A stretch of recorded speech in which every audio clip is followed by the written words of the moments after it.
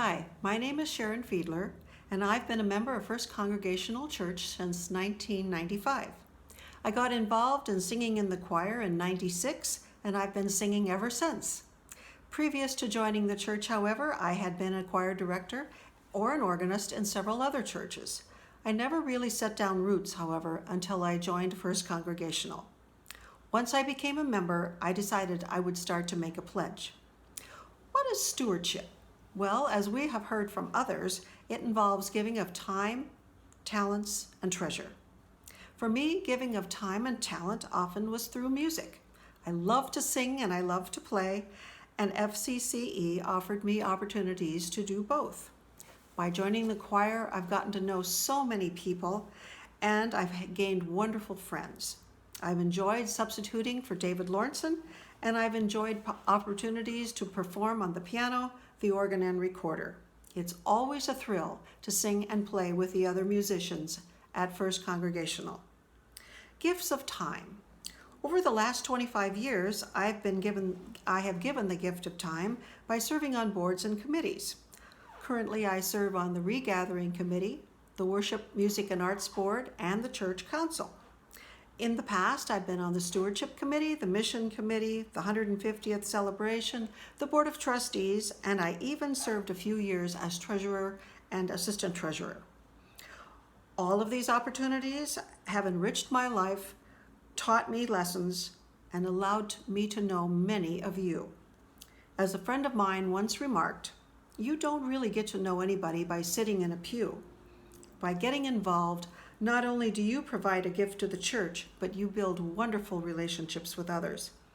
Sometimes just by working a dinner at Hilda's place, handing out sack lunches, rummaging through rummage, licking a few stamps, making a family promise dinner, you deepen friendships and you make new friends.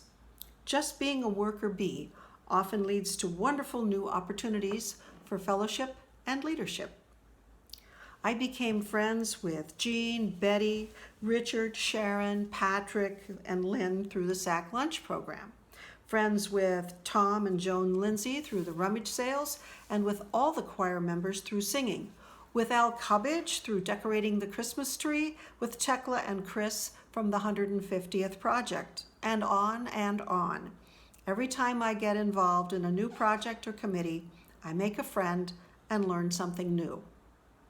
Finally, stewardship also means giving of one's treasure. In the past, when I served as an organist or choir director, I did give contributions, but I never pledged. Once I joined First Congregational, however, I decided I needed to have a giving plan. My real journey began when I remembered a sermon from my young adult days. The stewardship message that Sunday was from a guest minister, and it really struck a chord with me. He noted that when he started preaching, he didn't have a big salary. However, he wanted to pledge, and he decided that he could give 1% of his salary. Each year thereafter, he decided he would up his pledge by 0.5%. Eventually, he would reach 10, and that was his goal. As I remembered his story, I took a look at my teacher earnings, and I thought, I can do this. Yes, I can. So I started at 1%. When I was in graduate school and had no income, I dropped way back. Some years my giving did not increase because I had many more expenses. Mostly, however, I have been able to give a little bit more each year. I'm not up to 10, but I do believe the goal is attainable. The second experience that drove home the fact that pledges were really, really important was the year I began as treasurer. At that time, I saw on paper that our collective giving did not even pay for the salaries of our staff. Hey, I thought, I've got to step up. This isn't right. So once again, I did the math and I thought, I really can up my pledge some.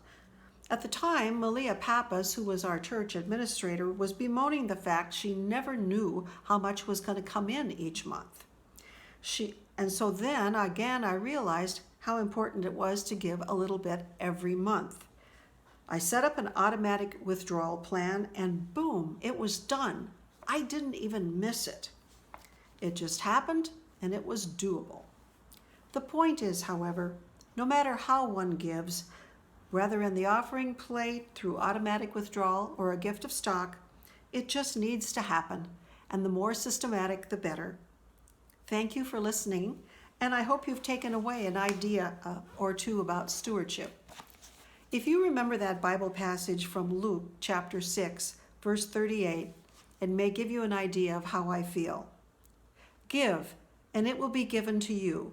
A good measure, pressed down, shaken together, running over, will be put into your lap. For the measure you give will be the measure you get back. And I have received so much from First Congregational Church. Thanks, and bye.